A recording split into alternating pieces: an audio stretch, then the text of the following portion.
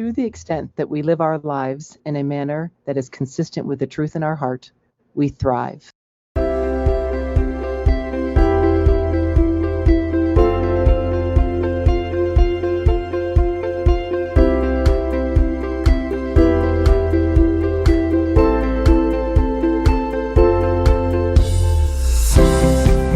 Welcome to the Meier Clinics podcast, and you just heard a quote from one of your hosts, Dr. Lisa Day.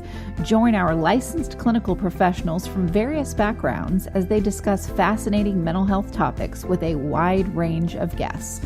Meier Clinics is a Christian counseling organization with multiple clinics nationwide dedicated to treating the whole person, emotionally, physically, and spiritually. Welcome to our listening family. We thank you for joining us.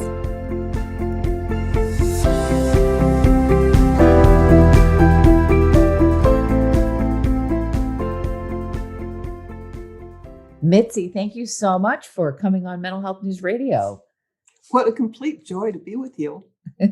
Thank you. Now, you've been doing the podcast rounds, I heard, 60 some shows this year so far. At this moment, you will be the 70th. Wow. Okay. That's a lot of guesting. How are you finding it? Because I know it's so different. Each host has their own thing.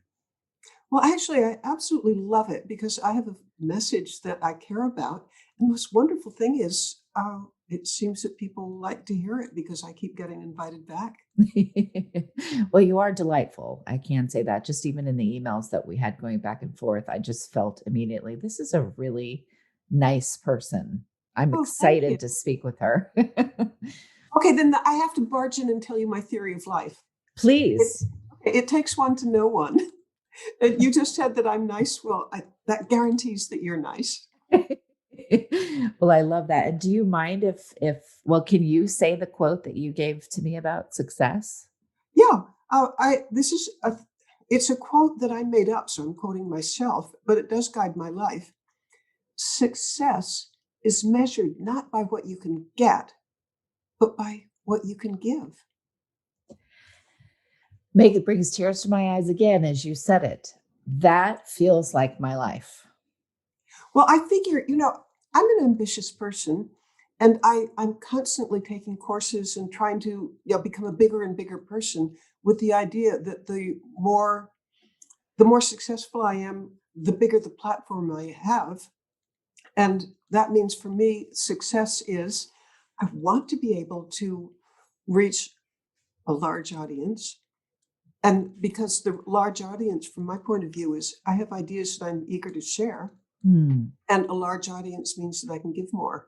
And as for being on 70 podcasts as of today, I live for sharing the ideas that I hope will help people's lives in one way or another, get them closer to where they'd like to be in life.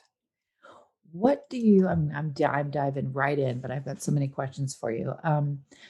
In terms of what Western society tells you, and I don't mean just you, I mean the larger collective you, what success is, that can be very difficult, very challenging for people depending on where they're coming from, especially if they have mental health struggles.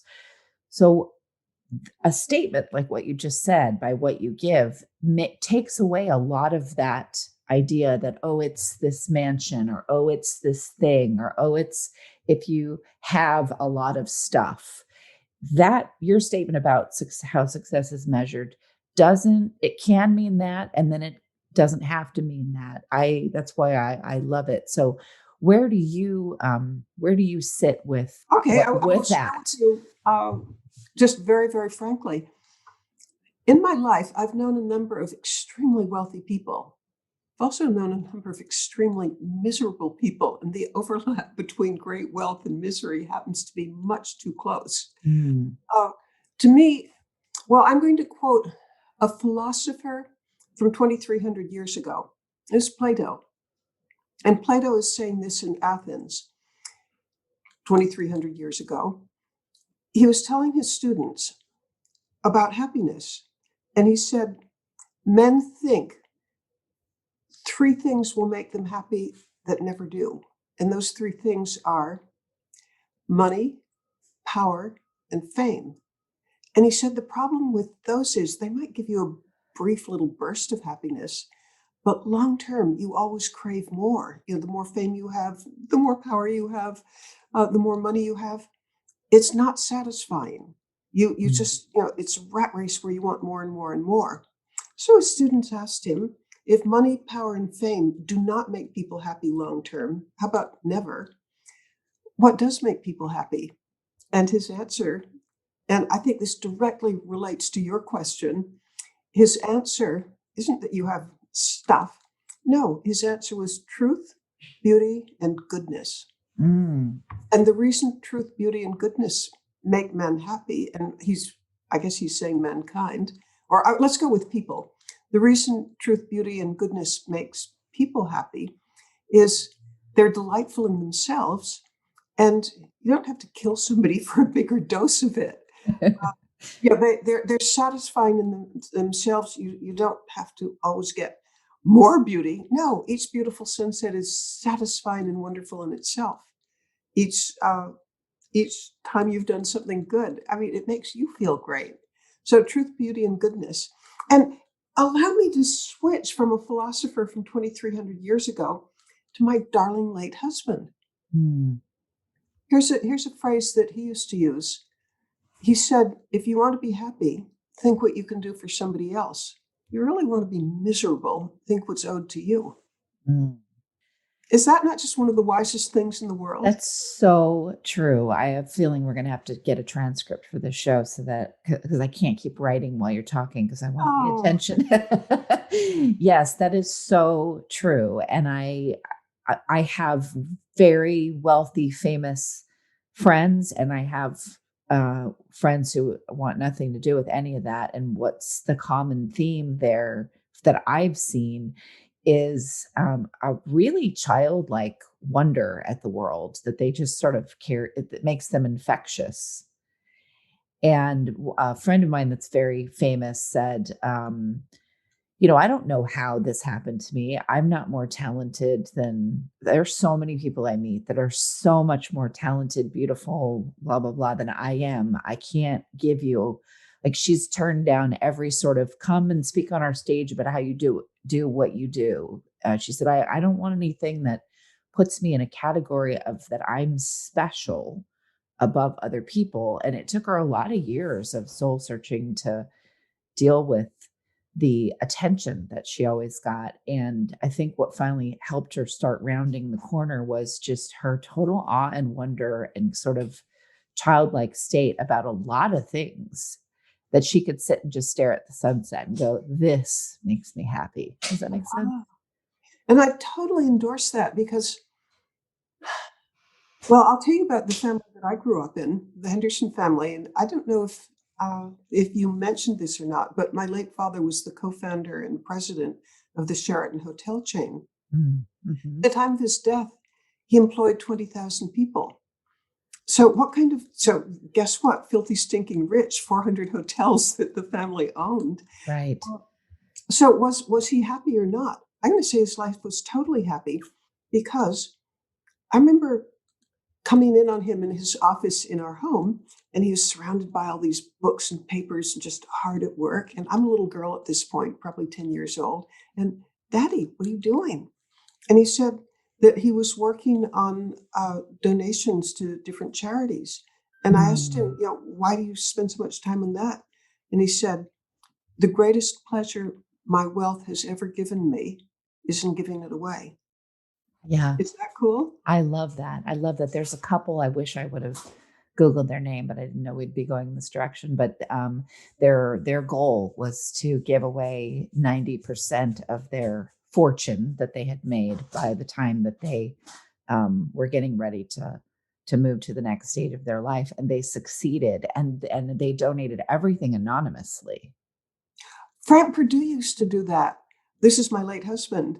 And the happiest one of his donations, which, by its nature, it couldn't be completely anonymous, but he gave thousands of scholarships. And the happiest I ever saw him would be when say somebody who might be 30 years old, 35 years old, maybe they've started a family, and we could be in a restaurant in some city in America or even in Europe, and somebody would come up to him and say, that scholarship that you gave me, Mm. it's made all the difference in my life. I have a great career now and a nice family, and it wouldn't have happened without the scholarship. Well, Frank would just be happy for the rest of the day, knowing that he had made a difference. That is how I feel too. On the other side of it, I have this friend who just I never cared if he could go sit and meditate in front of a tree and not eat ever, that he would be the happiest, right? So he Well, truth, beauty, and goodness. Plato was right. yeah, exactly. And he's like, I'm a fisherman and that's what I do. And uh, I'm I'm so happy. He teaches the way that he fishes is from a long line of fishermen, and he teaches that as well. And he hardly has anything in terms of what Western society would say is success, and yet he is probably the happiest person I've ever known in my life. I've Oh, well, never then, I've never heard anyone laugh so and have it be infectious like this guy. well, this spring I wrote a book with Mark Victor Hansen, the Chicken Soup for the Soul guy, Mhm. and a total hero, by the way. I mean, that guy just, he's just so brilliant and kind and wonderful. Well, in this book, it's called How to Be Up in Down Times. And I told the story of Plato, but then I told a PS to the story, and I'd love to share it with our. Yes, please. It's a story of an emperor of France and a saint. The emperor of France was Napoleon Bonaparte. The saint was Mother Teresa. Now, Napoleon Bonaparte, back around the early 1800s, he had more wealth, power, money, fame, women, territory, all the earthly goodies that life has to offer in more abundance, possibly than anybody before or since has ever had. I mean, just staggering amounts of wealth, money, power, fame. Mother Teresa, on the other hand, the charitable order, the Catholic order in which she was a nun, doesn't allow personal possessions, with the exception of she could personally own the 3 cotton saris that she wore, and that's the dress that a poor Bengali woman would wear, and the sandals on her feet. That was the beginning and the end of her personal possessions. And with her vow of poverty, she also she would what's called eat the bread of the poor. If she was with say a leper, she would eat the same food that the leper would. And so she was as far removed from Napoleon Bonaparte as anybody in the world could be, I think. Well, who was happier? I mean, is that not a good question? Did the person who had more power, money, and fame than possibly anybody else ever? Absolutely. Okay, here's the answer. And we don't have to guess because both people wrote about their lives when they were getting towards the end of their lives. Napoleon Bonaparte wrote, and he's in exile in the South Atlantic somewhere, St. Helena, I think. And he's writing that when he looks back in his life, he can't count 6 happy days. Is that not amazing? Ooh. Okay, now let's jump over to looking at the life of Mother Teresa. Towards the end of her days, she wrote, "My life has been a feast of unending joy." Amazing. Is that not just the coolest thing in the world? The person with almost no possessions had a life that was a feast of unending joy, Hmm. and Napoleon couldn't count 6 happy days. It's an amazing story, and just the juxtaposition of those two people's lives. Mm. Well, I came across it when just completely by accident. I love to read, and this happened. A biography of Napoleon was in my hands, and I read it. And then I came across a biography of Mother Teresa, and I read it. And I mean, you couldn't get a bigger contrast. Mother Teresa's entire life was about giving. Napoleon's entire life was about taking. And the givers of the world, like Mother Teresa, are happy. The takers of the world, like Napoleon, are miserable. True. Very true. And finding how to be happy is for many, a lifelong quest. Well, I'm 79, and oh my gosh, I'm going to say something so presumptuous I ought to be locked up for it. But I kind of think I've found my happiness.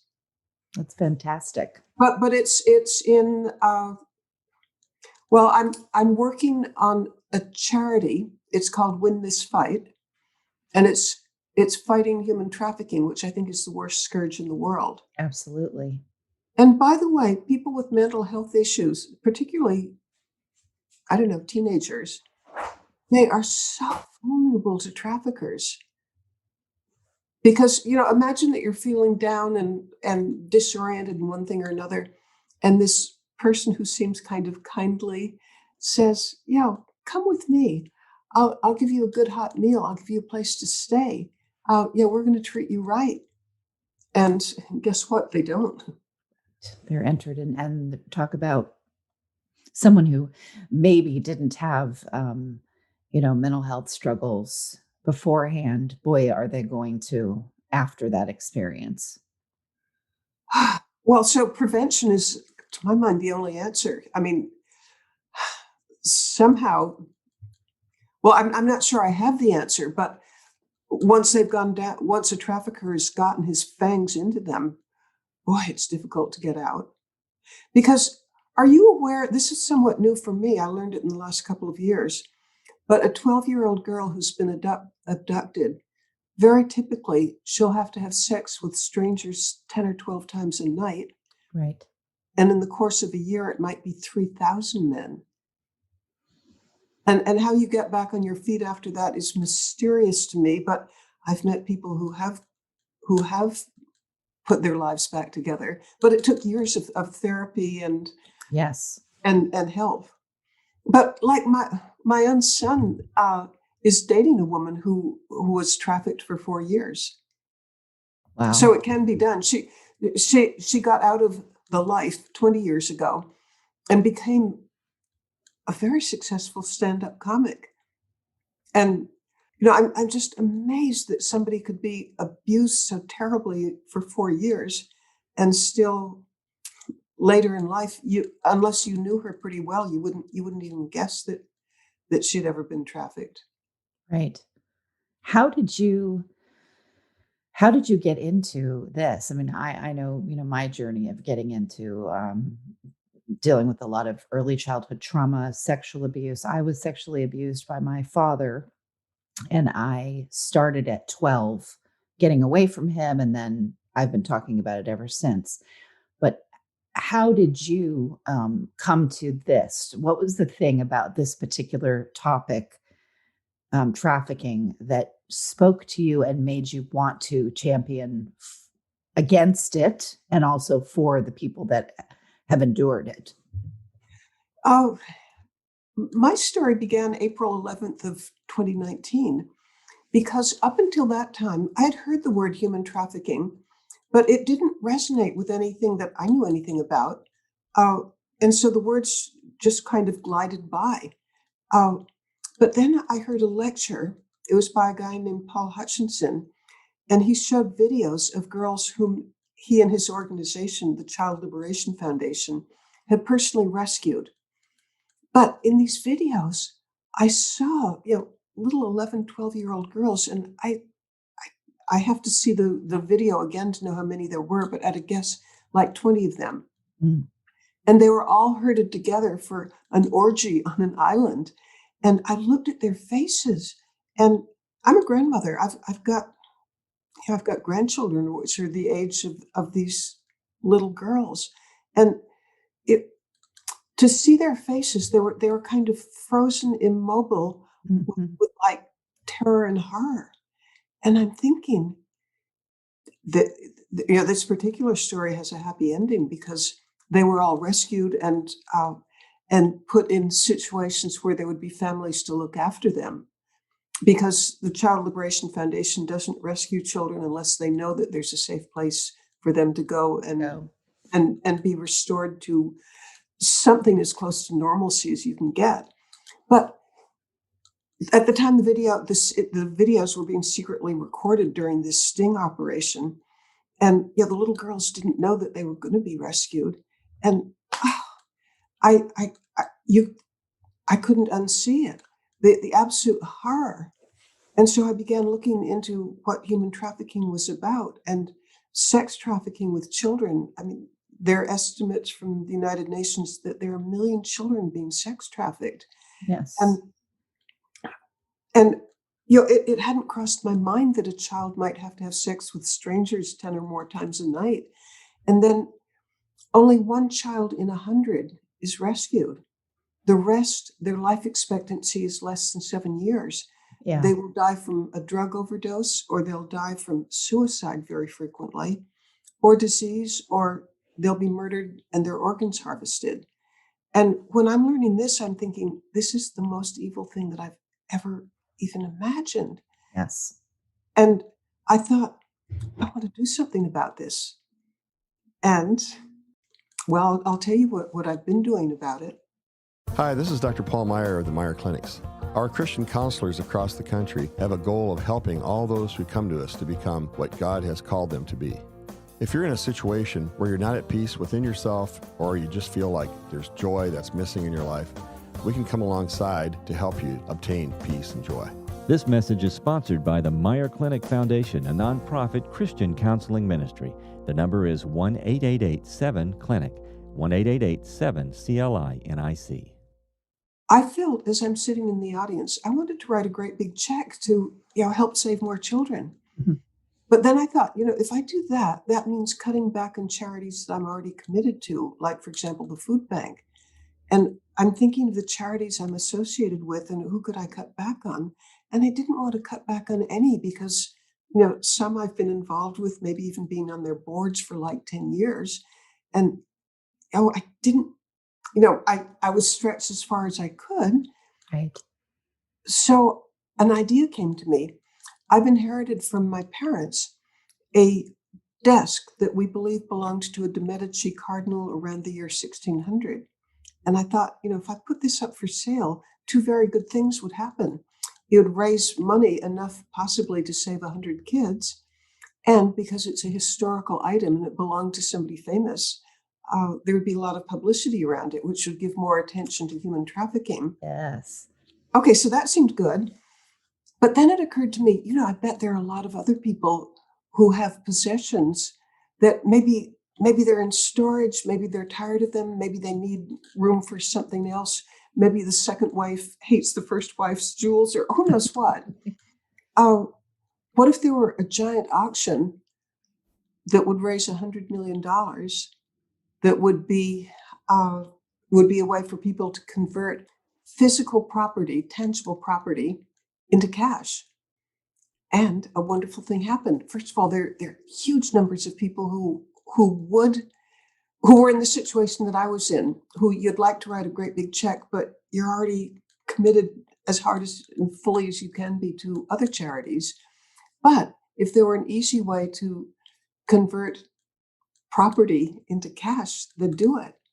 And a huge number of super wealthy people have like works of art in storage. And they'd be willing to part with it for the amount of good that they could do. Well, I went to one of the major auction houses. Actually, I went to two of them in New York, and both agreed that for the sake of attacking human trafficking, that they would forego their commissions. Wonderful. I told PBS about it, and they liked it enough so that they have already filmed a half-hour documentary on this.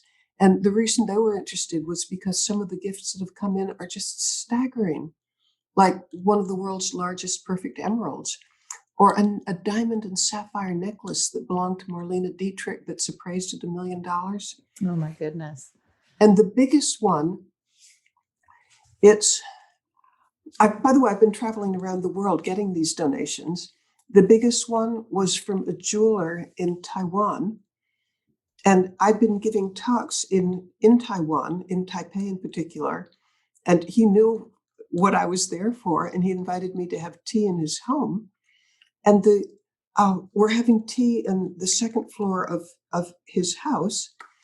And yeah, it's surrounded with just amazing Asian works of art.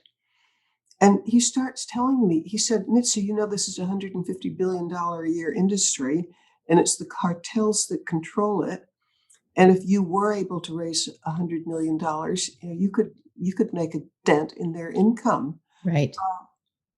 They kill people. And he said, aren't you afraid of that? And I just blurted out. I said what was in my heart without thinking it. I said, I'm 78 years old. I believe in this cause. I don't care. Mm. Well, at that point, he got up. He walked around the chair where he was sitting having his tea. Up against the wall was like a curtain, and he pulled aside the curtain, and there was a safe. And I watched as he twisted dials of the safe, and then he reached in and he pulled out this red object, kind of round and a little smaller than a golf ball. And it's a perfect ruby. It belonged to a Qing dynasty emperor. Wow. It's probably 300 years old. And it weighs 70 carats. And since I'm going to guess that I'm probably the only one who's going to hear this, who knows what a 70 carat ruby looks like. But imagine you're holding in your hand a golf ball and something 10% smaller. I mean, it's not as big as a golf ball, but it's right up there. And, just imagine what that's going to sell for. Wow. And then the other thing that I'm up to, and by the way, it was stories like that made PBS want to cover it. Of course. But because of COVID-19, that's all been put on hold because the auction house, and I'd mentioned the name of it, but they'd prefer that I don't, because since they're foregoing their 20% commission, they don't want all their other clients to know that this is Right. getting special treatment. Right. I mean, it's not a deep secret. It probably will come out, but they asked me not to emphasize it so far. So, but it's one of the best auction houses in the world. Of course. I can guess which one, but I will not say. Both made the same offer. Well, let me not give away the secret. You can guess, but not out loud. The other thing that I'm up to is, it occurred to me that what if I gave a TED Talk on this? And the TED Talk would be, the title of it would be Human Trafficking's Evil Equation. And the evil equation is obscene profits, $150 billion a year. So obscene profits, plus no punishment. If you are a trafficker, your odds of doing jail time are way less than 1 in 100. So obscene profits, no punishment equals unimaginable misery. So I want to give a talk about the evil equation and what can be done about it. And one of the unique features of what I'm doing is I'm not really raising money for Win This Fight. The money that I raise, the people who donate these fabulous items, they get to say where it goes. So supposing you love the Child Liberation Foundation or Safe House Project or any of whatever organization you really care about, you can say that your object gets to go to that particular organization. Oh, wow. And I look at it very, very broadly. So, for example, if some of our listeners right now, if their issue is mental health, if they have a foundation connected with mental health, they could be eligible for one of these donations. I mean, if they have on their board of directors somebody who would make a large donation of a physical object like a hotel or a yacht, Right. or jewelry or a painting or whatever, they can say where it goes. And I'm all for mental health being one of the recipients, because people with mental health issues are so vulnerable to traffickers. Absolutely. I mean, traffickers want people who are vulnerable, and they don't even care what kind of vulnerability you have. By the way, one of Okay, one of the worst pipelines is children with LBT. Let me get it right. LBT. LGBTQI plus. Yeah, when I started it off wrong, I was going to get it wrong, but you know what I mean. Absolutely. Okay, they are particularly vulnerable. Yes. And then, another population that's really vulnerable, runaways from child protective services. Another one, or the foster care system. Another one, and this is just so evil. One of the ugliest pipelines into trafficking is, supposing it could be a man, but just for conversation's sake, let's say it's a girl. She's been incarcerated for 5 years. And by the way, I know of a case of what I'm describing.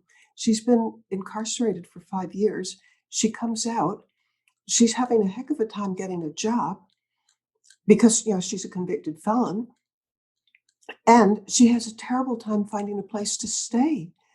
And this kindly, nice person seems to be waiting for her and says, "Oh, I've got a hot meal for you. I've got a place for you to stay. I'll help you get back together again." And she trusts him, but he's actually a trafficker, and she's going to be trafficked 10 or so times a night. And, he'll threaten to kill her if she tries to escape. Right. Or her family, or I have a number of friends who were trafficked, and I've heard uh, sometimes they even are, very attractive younger gentlemen will be kind of out there seducing, pretending to be their boyfriend, Yep. garnering their trust, and Yep. then it turns into this whole other, an actual nightmare. Yeah, how could it get any worse than that? Like a girl that, I'm going to use a fake name, but we'll call her Mindy Meadows. She met somebody, she came from a religious background. At age 14, she was allowed for the first time in her life to go to the mall by herself. Ugh. She met this, he told her he was 17, and he was just really interested in her, saying how cute she was and how much he enjoyed her company. And pretty soon, in the next couple of weeks, they were texting each other 20 times a day. Mm-hmm. She was just deeply in love with him. I'll jump ahead in the story. He started out as the Romeo pimp. We're going to have a life together, but we need to make some money. We can get, a few $100s if you'll just sleep with my friend. And she's saying, but I'm a religious girl. I can't do this. But she's madly in love with him. And he's sort of taken over her whole mind and her whole way of thinking. And pretty soon, Romeo pimp turns into gorilla pimp. And he threatens to kill her and her baby brother if she doesn't earn $500 a night. And pretty soon that's up to $1,000 a night. Right. And in the case of Mindy Meadows, she was with her pimp for 4 years. He made more than $1 million off of her. Yeah. Of which she didn't see a penny. And the whole time, she was afraid of being beaten or starved. It was just the ultimate nightmare. Yeah, it's always amazing to me what people can and do live through, and how they survive during that time, especially when we're talking about, the Romeo pimp, as you say, that the whole organism around child trafficking is an extremely, it's built upon cult like. Yeah. I'm not telling you anything you don't know, but that they learn how to groom. They learn what child molesters learn how to do: grooming or subversive control, all of those things that are going on to just chip away. And they also bring in Stockholm syndrome, so that the child that's being trafficked then somehow ends up with some kind of empathy or feelings of love for their trafficker. And then I've had some that have said, I wouldn't have left even if I could have gotten away, because I thought I was brainwashed into thinking I was so in love with this person that was doing this to me, that they actually had to bring in a cult expert to deprogram some of these kids to get them to actually leave. It's just breathtaking how evil it is. But on the other hand, I've met some of the most wonderful people in the world who are attacking this problem and giving their lives to doing it. So it's, to my mind, it has the world's worst people and the world's best people. Yes, absolutely. And I'm so glad that you found it, because the amount of good that you can do there is astounding. I mean, look at what you're doing already. Well, I sure as heck want to do more. And I mentioned that I want to do this TED Talk. And in the TED Talk, I want to talk about the example of there is a country that has learned how to prosecute traffickers, and it's Taiwan. And they've made it a national priority to decrease, I mentioned the evil equation, extreme profit or obscene profits and no punishment equals immeasurable suffering. Well, what Taiwan is doing is they're changing the equation because, in most cases, a trafficker doesn't have even 1 in 100 chance of doing jail time. And the reason why is because they can terrify their victims, that they'll be killed or beaten or whatever. Yes. They can keep their victims from testifying. What Taiwan has done is it has, as far as I can tell, a whole system of safe houses that are just carefully guarded where, and again, let's say it's a girl, although it could be a boy. The girl, she's going to be safe until she testifies against the bad guy. And she will be protected until the guy's in jail. And meanwhile, she's being taught at government expense to learn to earn a living for herself. She's getting Nice. training and education. And it's just such a beautiful thing. I would love to encourage, or at least to let other countries be aware of that there is an answer to the problem that the traffickers don't get prosecuted, because Taiwan does it. Right. Exactly. And that they're also getting, I'm sure, just the amount of mental health care that they need after what they've just experienced. Oh, they have therapy, they have medical care. It's just a beautiful system.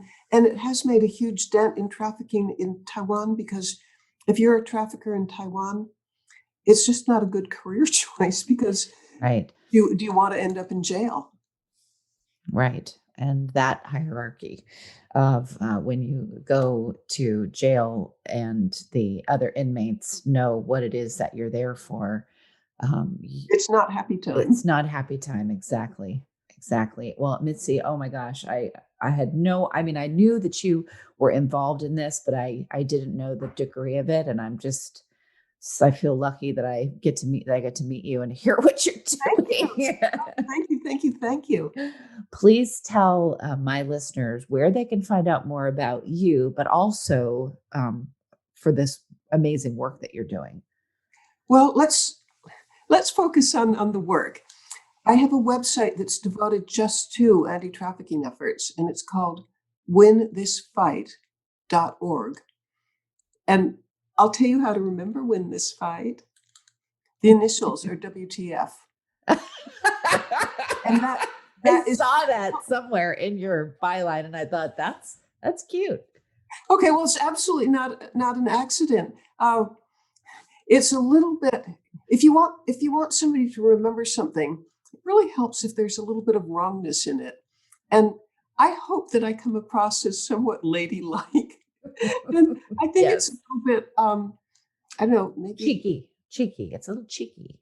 Yeah, I mean, I think it helps to remember it that somebody like me is saying WTF. That's right. Exactly. So winthisfight.org. And I love it that you're like, well, we don't need to just go look at my website. Go to this one. I would do the same thing. Oh, that's so funny. Well, if somebody wants to go to my website, it's mitziperdue.com. I love it. Well, Mitzi, thank you so much for coming on my show and allowing us to support you in winning this fight in your WTF on our network. There, you said it too. Gotcha. Thank you so much. And listeners, thank you for tuning in to another episode with our amazing guest, Mitzi Perdue, on Mental Health News Radio.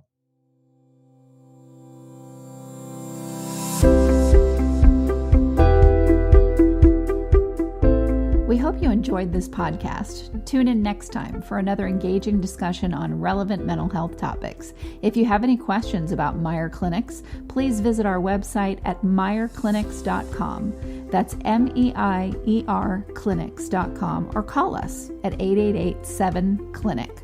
Don't forget to leave us a review on iTunes, Stitcher, or any of your favorite podcast apps. And please note that we are a member of and produced by Mental Health News Radio Network, MHNRnetwork.com.